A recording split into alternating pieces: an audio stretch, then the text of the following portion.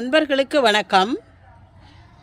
எளிய முறையில் இலை கம்போஸ்ட் தயாரிப்பது எப்படி அப்படிங்கிற என்னோட வீடியோவை பார்த்துட்டு நந்தகுமார் அப்படிங்கிற சப்ஸ்கிரைபர் நண்பர் இந்த இலை மக்கு உரம் தயாரித்த பிறகு அது இறுதியில் எப்படி மக்கி வருது அப்படிங்கிறத எங்களுக்கு கொஞ்சம் காட்டுங்க அப்படின்னு கேட்டிருந்தார். அவருக்காக இப்போ இந்த சிறப்பு வீடியோவை நான் போட போகிறேன். இயற்கை விவசாயத்தில் 2 விதமான உரங்களை நாம் பயன்படுத்துகிறோம். ஒன்று திட உரம், இன்னொன்று திரவ உரம். இந்த திட உரத்தை பொதுவாக நாம் மக்க வச்சு தான் தயார் பண்ணுறோம். திரவ உரத்தை நாம் தயாரிக்க பொழுது நொதிக்க வச்சு அதை தயார் உபயோகப்படுத்துகிறோம். இப்போ பார்த்திங்கன்னாக்கா இப்போ இங்கே நான் லாங் பீன்ஸ் பறிச்சுக்கிட்டு இருக்கேன். எவ்வளோ லாங் பீன்ஸ் பறிச்சிட்டேன் பாருங்கள். இந்த மாதிரி அதிக அளவில் நமக்கு மகசூல் வரணுன்னா முறையாக அந்தந்த நேரத்துக்கு ஏற்ற மாதிரி காலநிலைக்கு ஏற்ற மாதிரி நாம் உரங்களை கொடுக்கணும். திட உரத்தை மண்ணுக்கு தான் கொடுக்க முடியும். முக்கியமாக நாம் அடி உரமாக போடலாம். ஆனால் திரவ உரத்தை மண்ணுக்கும் கொடுக்கலாம், இலைகளின் மேலேயும் நாம் ஸ்ப்ரே பண்ணி விடலாம். இந்த இலை மக்கு உரம் தயாரிக்கிறதுக்கு ரொம்ப எளிமையான முறை அப்படின்னு நாம் பார்த்தோம் அப்படின்னாக்க, காஞ்சு போன இலை சருகுகளை வச்சும் நாம் செய்யலாம். காஞ்சு போன இலை சருகுகள் அதோட கூட கொஞ்சம் பச்சை இலைகள் அப்படி வச்சும் நாம் செய்யலாம். வெறும் பச்சை இலைகளை மட்டுமே வச்சு செய்யலாம். அடுத்து அதுக்கு எந்த தெளிப்பான் உபயோகிக்கலாம் அப்படின்னு பார்த்திங்கன்னா, வெறும் தண்ணியை இடையிடையே தெளித்தும் நாம் அந்த உரத்தை தயாரிக்கலாம். அப்படி இல்லைன்னாக்கா புளிச்ச மோர் அதில் நிறையா தண்ணி விட்டு அதை நம்ம லேயர் பை லேயராக தெளித்து அப்படியும் செய்யலாம். இப்போ நான் இந்த முறையில் என்ன செஞ்சுருக்கேன் அப்படின்னு நீங்கள் பார்த்தீங்கன்னாக்கா, இந்த பஞ்சகவ்யா இருக்குது பாருங்கள்.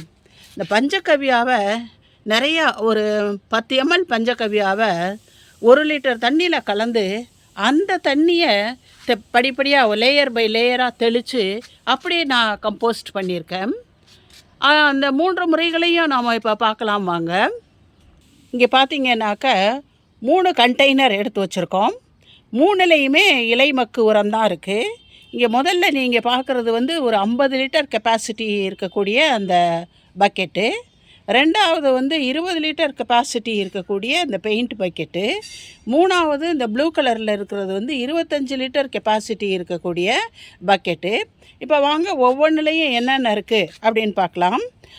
முதல்ல நாம் இந்த ஆரஞ்சு கலர் பக்கெட்டில் இருக்கிற உரத்தை பார்க்கலாம். இப்போ இதை திறந்துக்குவோம் பாருங்கள். திறந்துட்டா உள்ளே பார்த்தோன்னா எப்படி இருக்குது பாருங்கள். இது ஃபுல்லாக அப்படியே அமுக்கி போட்டோம். இந்த வீடியோவை பார்த்தவங்களுக்கு தெரியும். இதில் தான் நான் இந்த பஞ்சகவ்யாவை லேயர் பை லேயராக போட்டிருக்கேன். இப்போ இங்கே பார்த்தோம் அப்படின்னாக்க, இது போட்டு எவ்வளவு காலம் ஆச்சுன்னா 1.5 மாதம்தாங்க ஆச்சு. இதில் இருக்கக்கூடிய குச்சிகள் தான் நமக்கு இன்னும் மக்காமல் இருக்குது. அதுவும் பாதி மக்கிருச்சு. அப்படியே தொட்டு பார்த்தோம்னா இங்கே பாருங்கள், பஞ்சு மாதிரி இருக்குது. அப்படியே பிடிச்சிடலாம். இங்கே பாருங்கள், அப்படியே கொழுக்கட்டை மாதிரி பிடிச்சிடலாம். இதை இந்த இதில் மூடியில் போட்டுக்குவோம். அப்போ தான் நமக்கு இதை இன்னும் கொஞ்சம் மண் போட்டு மக்க வச்சுக்கலாம். இந்த பாருங்கள், இவ்வளோதான். குச்சி தான் மக்காமல் இருக்குது. இலையோட சுவடே தெரியல. போன தடவை நான் 10 நாளைக்கு முன்னாடி காட்டும் பொழுது இந்த குச்சிகள் எல்லாம் ஓரளவுக்கு ஸ்ட்ராங்காகவே இருந்தது. இப்போ பாருங்கள், குச்சிகள்லாம் எப்படி கொழுக்கட்டை பிடிக்கிறதுக்கு மாதிரி வந்துருச்சு. அவ்வளோ நல்லா இதெல்லாம் மக்கி போயிருச்சு. இதில் நான் என்ன போட்டேன் அப்படின்னு சொன்னாக்க, இது தோட்டத்தில் இருக்கிற கீரை வகைகள்ங்க. ரொம்ப கீரையாக ஆயிடுச்சு. எனக்கு எவ்வளோதான் நாங்கள் சாப்பிட்றது, அக்கம் பக்கத்தில் கொடுக்குறது. அப்போ களையாக அப்படியே மண்டி போயிடுச்சு. தோட்டத்தில் காய்கறி செடிகளை வளர விடாத அளவுக்கு இது. அதனால நான் என்ன செஞ்சேன்னா, இதெல்லாம் என்ன செய்யலாம் அப்படின்ட்டு நல்லா பறிச்சாச்சுங்க.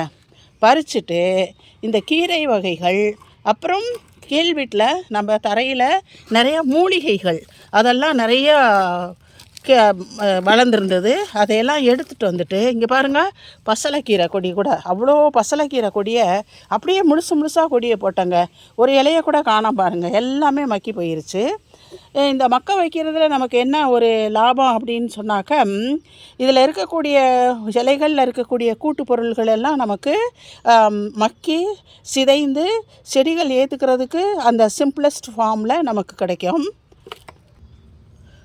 பசலைக்கீரை கொடியை பாருங்கள், கீரையோட சுவடே கிடையாது. அடியில் போக போக இங்கே பார்த்திங்கன்னா குச்சிகள் கூட நல்லா மக்கி போயிடுச்சு. இந்த பாருங்கள். அப்போ இந்த உரம் நாம் வந்து என்ன இதனால் பெனிஃபிட் அப்படின்னு சொன்னோம்னா, இந்த இலைகளில் இருக்கக்கூடிய சத்துக்கள், அதாவது பச்சையாக இருக்கும் பொழுது நைட்ரஜன் இருக்கும். ஆனால் நம்ம இப்படி மக்க வைக்கும் பொழுது நைட்ரஜன் ஆவியாகி போகிறதுக்கு வாய்ப்பு இருக்குது. ஆனால் இதில் வந்துட்டு கார்பன் நிறையா இருக்கும். ஆர்கானிக் ஃபார்மிங் அப்படின்னாலே கார்பன் நமக்கு ரொம்ப முக்கியம். செடிகள் ஒளிச்சேர்க்கை செய்கிறதுக்கும் கார்பன்லேருந்து மாவு பொருள்களை தயாரிக்கிறதுக்கும் காய்கறிகளில் சேர்க்குறதுக்கு கார்பன் ரொம்ப முக்கியம்.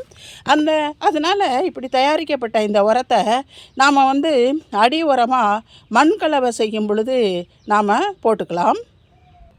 சகோதரர் நந்தகுமாருக்கு ரிப்ளை கொடுக்கும் பொழுதே நான் சொல்லியிருந்தேன், உங்களுக்கு வந்து நான் நிச்சயமாக இந்த மக்கி போனதை உரத்தை வந்து வீடியோவாக போடுறேன். ஆனால் இப்போ கிடையாது, மழை விட்டுறட்டும்.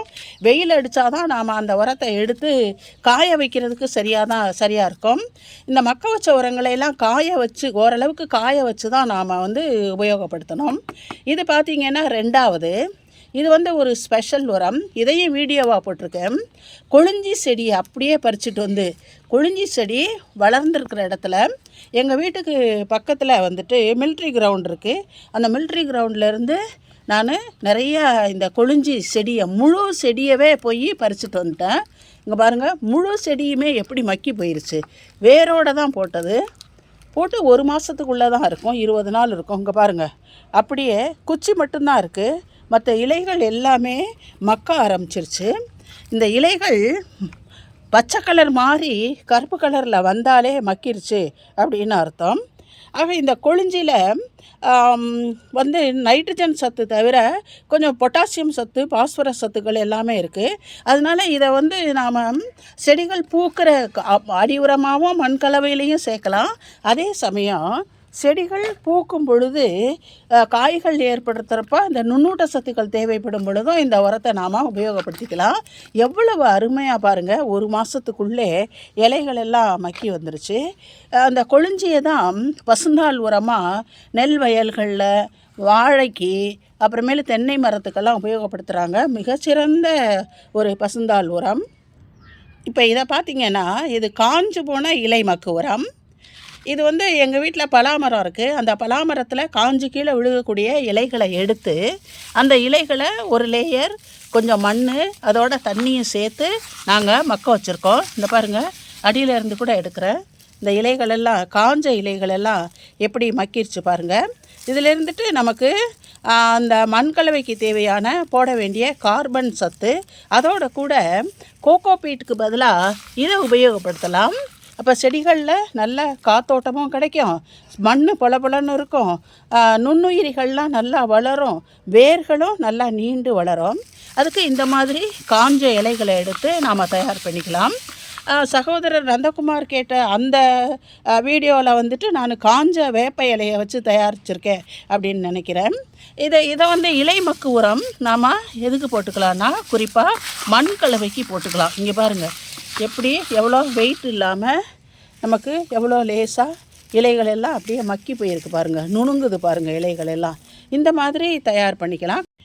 இந்த காய்ந்த இலைகளை வச்சு உரம் தயாரிக்கிறப்ப காய்ந்த இலையும் பச்சை இலையுமே சேர்த்து கூட நாம் உரம் தயாரிக்கலாம். ஒரு லேயர் காஞ்ச இலையை போட்டுட்டு அடுத்த லேயர் வந்து நாம் பச்சை இலைகளை போடலாம். என்னென்ன பச்சை இலைகளை போடலாம் அப்படின்னா, போரான் சத்துக்காக எருக்கு இலைகளை கட் பண்ணி போடலாம். அடுத்து வளர்ச்சி ஊக்கி வேர் வளரணும், ரூட்டிங் ஏஜெண்ட் அப்படின்னு சொன்னால் அதுக்கடுத்த லேயரில் வந்துட்டு நம்ம இந்த ஆலோவேராவை கட் பண்ணி போடலாம். இந்த மாதிரி பல விதத்துலேயும் நாம் வந்து இந்த இலை கம்போஸ்ட் உரங்களை தயார்படுத்தலாம். இப்போ நாம் வந்து 3 விதமான உரங்கள் தயாரித்து வச்சுருக்கோம். இதெல்லாம் வந்துட்டு நாம் மண்கலவையோடையும் சேர்த்துக்கலாம், செடிகளுக்கு மேலுரமாகவும் கொடுக்கலாம். இப்போ இந்த மாதிரி மாற்றி மாற்றி போட்டு நாம் உரம் செய்கிறத மேலுரமாக போடலாம். மேலுரமாக போடுறதுக்கு நாம் வந்து இதை கீழே கொட்டி வெயிலில் காய வச்சு அதுக்கப்புறம் தான் எடுத்து போடணும். அப்படியே சேமித்து வைக்க முடியாது. அப்படியே இருந்தாக்க சில நேரம் அதில் புழுக்கள் வர்றதுக்கும் வாய்ப்பு இருக்குது. இது வரைக்கும் இந்த 3 செஞ்சு வச்சுருக்கேன் பாருங்கள். ஒரு ஸ்மெல் கிடையாது, ஒரு புழு கிடையாது. நீங்களே பார்க்கலாம் இங்கே எவ்வளவு நல்லா வந்திருக்கு. இப்போ இதை நம்ம இந்த பெரிய பக்கெட்லேருந்து கீழே கொட்டிட்டோம். இதை இப்படியே நல்லா பரவி விடலாம். நல்லா ஒரு வாரத்துக்காவது காயணும். காஞ்சதுக்கப்புறம் இந்த 1-2 குச்சிகள் இருக்கிறதையெல்லாம் எடுத்துட்டு அப்புறம் நாம் சேமித்து வச்சுக்கலாம். அடுத்த தடவை மண்கலவை செய்ய போகும் பொழுது இதை உபயோகப்படுத்திக்குவோம். மக்க வைக்க உபயோகப்படுத்துகிற தண்ணி, புளிச்ச மோர், பஞ்சகவ்யா கரைசல், இது 3லையும் பார்த்தீங்கன்னா பஞ்சகவ்யா கரைசல் ஊற்றுனதில் சீக்கிரமாகவும் மக்கி போகுது. இங்கே பாருங்கள், இதில் மண்புழுவும் இருக்குது பாருங்கள். இப்போ தான் நான் பார்த்தேன், வேலையை முடிச்சுட்டு பார்க்கும் பொழுது இதில் நிறையா குட்டி குட்டி மண்புழுக்கள்லாம் இருக்குது. ஆகவே பஞ்சகவ்யா கிடைச்சாக்க அதை வாங்கி நாம் அதை டைல்யூட் பண்ணிவிட்டு ரொம்ப டைல்யூட் பண்ணிவிட்டு ஊற்றலாம். சீக்கிரமாக மக்கிரும். அதிலேருந்து நுண்ணுயிரிகளும் நல்லா வளரும். இந்த வீடியோ பிடிச்சிருந்தா லைக் பண்ணுங்கள், ஷேர் பண்ணுங்கள், கமெண்ட் பண்ணுங்கள், சப்ஸ்கிரைப் பண்ணுங்கள். நன்றி, வணக்கம்.